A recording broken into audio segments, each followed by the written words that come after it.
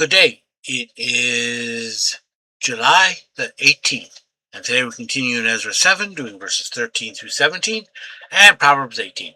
Remember, if you'd like to be tagged when I post these videos, or if you have any questions, comments, concerns, suggestions, complaints, or anything else, you can reach me through 810-242-2997. That's 810-242-2997.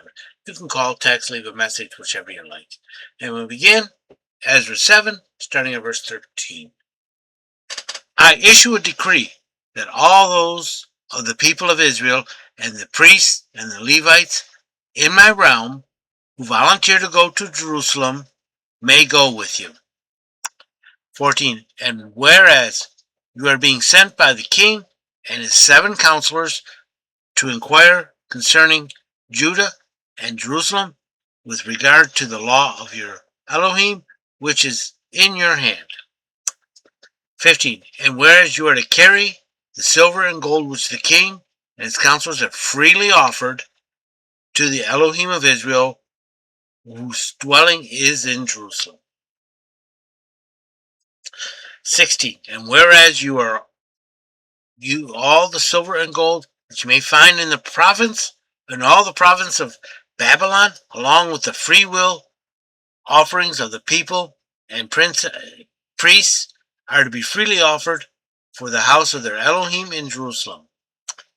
And verse 17. Now, therefore, be careful to buy with this money bulls, rams, and lambs, with their grain offerings and their drink offerings, and offer them on the altar of the house of your Elohim in Jerusalem. So King Artaxerxes is telling Ezra what he's to do, and what the people are to do, and how they are to respond to him.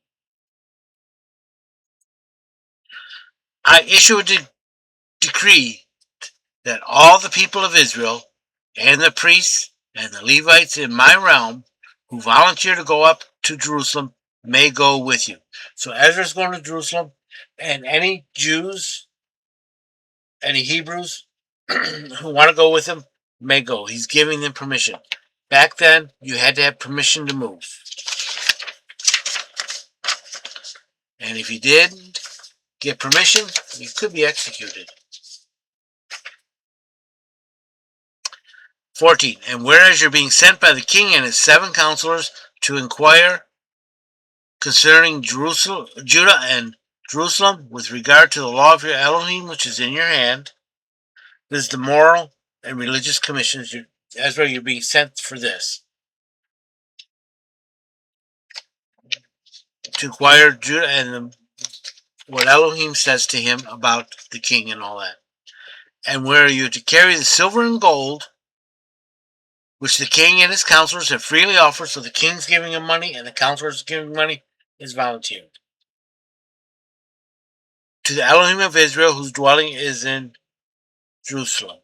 These are gifts the king and the counselors are giving them. Verse 16. And whereas all the silver and gold that you may find in all the province of Babylon, along with the free will offerings of the people and the priests, are to be freely offered for the house of their Elohim in Jerusalem. These are gifts from the subjects. The subjects in Babylon, the province of Babylon, are allowed to freely give to you also. Verse 17. Now, therefore, be careful to buy with this money bulls and rams and lambs with their grain offerings and their drink offerings, and offer them on the altar of the house of your Elohim in Jerusalem. The king is not necessarily, he doesn't know what they offer. So he says, whatever you need, buy. He support the temple. The king is not necessarily aware of what it means, but those are the common offerings that he gives. Says, look, whatever you need, go ahead and buy. Proverbs 18.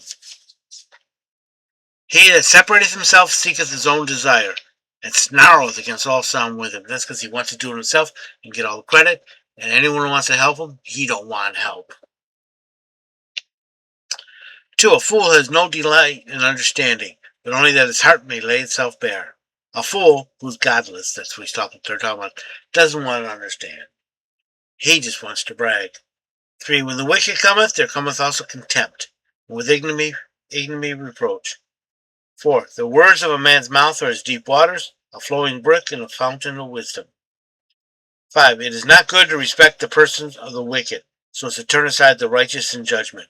It doesn't matter who the person is, what their relationship to you is, what their relationship to community is, whether they're a strong member, whether they're an elected, or they're an official, whether they're a business tycoon or whatever. It doesn't matter.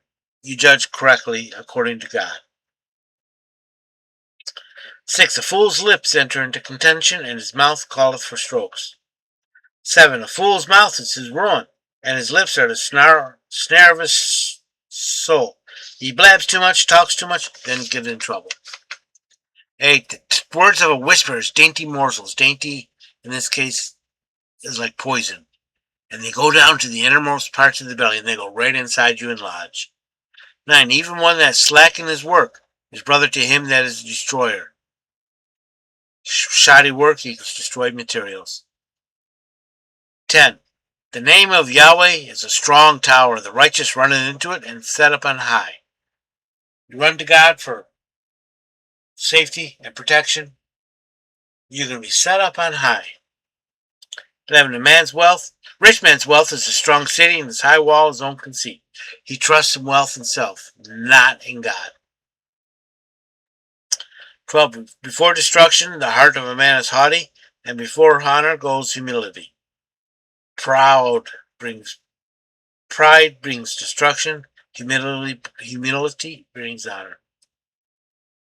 13. He that giveth answer before he heareth is folly and confusion, because he doesn't check out what's going on. He's answering before he knows what everything is. 14. The spirit of a man will sustain his infirmity, but his broken spirit who can bear? Spirit of man, your spirit can sustain you through many things, but if your spirit is destroyed, even perfectly healthy, you can fade away. Kind of like the princess in Star Wars, where she dies giving birth to the twins. 15. The heart of the prudent getteth knowledge, and the ear of the wise seeketh knowledge.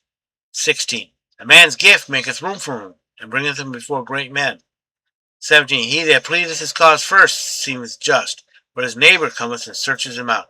Yeah, first guy brags or whatever, accuses, says, oh, we better do something about that. Then the neighbor comes and says, well, what really happened was... 18. The lot causeth strife to cease, and parteth asunder the contentious. 19. A brother offended is harder to be won than a strong city, and their contentions are like the bars of a castle. 20. A man's belly shall be filled with the fruit of his mouth, and with the increase of his lips shall be satisfied. As you speak, so shall you receive. 21. Death and life are in the power of the tongue, and they that indulge it to eat the fruit thereof. The tongue has power. It can harm or heal, break or mend, give health or sickness, give life or death, can give wounds or mend again. The tongue can do all that. So be careful what you say and how you say it. 22. Whoso findeth a wife findeth a great good. Yep. And obtaineth favor of Yahweh. Yep. 23. The poor uses entreaties, but the rich answereth impudently. The poor begs, the rich scorns and bully. And 24. There are friends that one has to one own hurt, but there is a friend that sticketh closer than a brother. That is Christ. I hope you've been blessed by this reading. May the Lord richly bless you. Remember, if you'd like to be tagged when I post these videos, or if you have any questions, comments, concerns, suggestions, complaints, or anything else, you may reach me through 810-242-2997. That's 810-242-2997. You can call, text, leave a message, whichever you like. Remember, Jesus loves you, and so do I.